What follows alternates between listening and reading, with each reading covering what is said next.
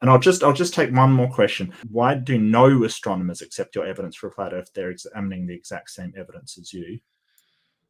Like astronomers, people working at NASA or anything like that, or other space agencies, people that are collecting this data, um, if you get data from a computer program or anything, or you get data from higher up, and you're interpreting that, you're running calculations, getting this type of, running these things, that stuff, I believe, like the math is all there, that stuff is all real. People are very real, very genuine, very sincere in what they're doing. It's just that right now there are people who are taught a certain way, and for some people it can be hard to consider alternative ways of interpreting.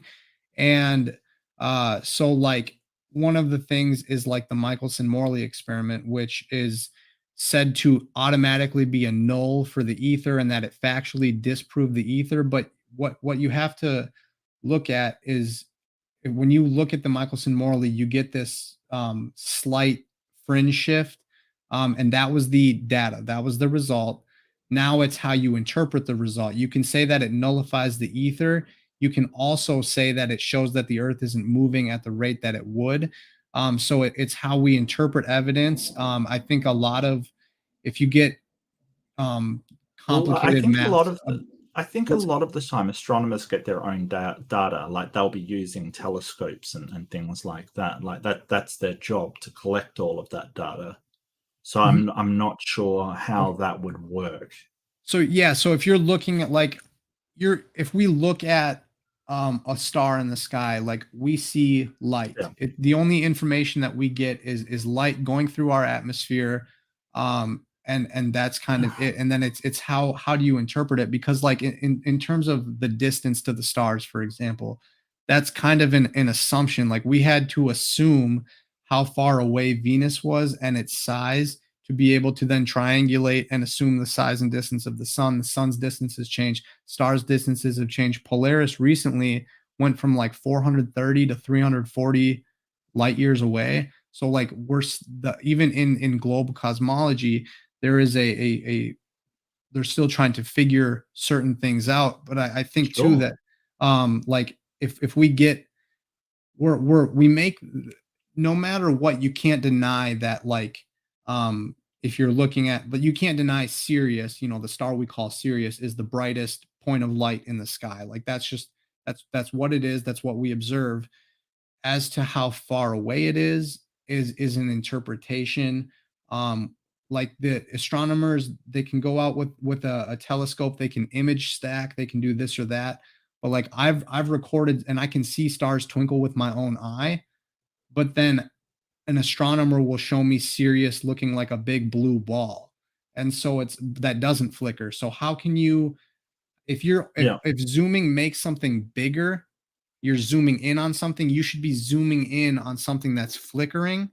So how is it that it goes from this flickering thing, which I've recorded with a zoom camera, and I can see it with my own eyes, I can see color change.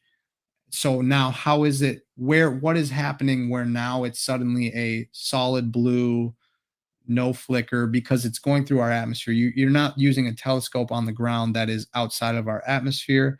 There are actually a couple questions about the globe cosmology, about like if our Mm. atmosphere scatters all light so that our sky is blue because that's the only wavelength left, that we are able to see, then why doesn't everything coming through our atmosphere look blue, like the sun or the moon or stars? Why wouldn't they all have their light colors filtered except for blue? Um, or like the eclipse has, the lunar eclipse is red, but the last color that we see before it gets dark is actually blue. So there, if it's the very edge light, it would be blue, and then scattered blue. So there are things, there are people who make honest observations. Um, they collect data, and maybe it's a transform, maybe they're going through a Lorentz transform equation, matter contraction, like with the Michelson-Morley. And I think there are some problems there as well, but I do think it's, people will go through, they have a set of formulas that they follow mathematically, And I agree that those astronomers, they're smart, they're mathematically gifted, they're plugging things in and it's accurate. They're accurately doing those equations. I think math though doesn't always. Right now, we math can do a lot, but is also right now currently like a very big framework, as opposed to like science observation, what we can actually deduce from what we're seeing. Um, like math Well, I mean, doesn't we always could apply. have a conversation again on this, the scientific method, how it's applied to math and what math is, kind of thing. Um, so we could have an entire conversation about that and stars and why they flicker and why when you zoom in they get sort of move into clouds, kind of thing. But I think we're really out of time. Yeah, And I'm thank you, sorry, Mark. Bria. For yeah, no, this time worked really well. So I hope I hope I answered that at least somewhat.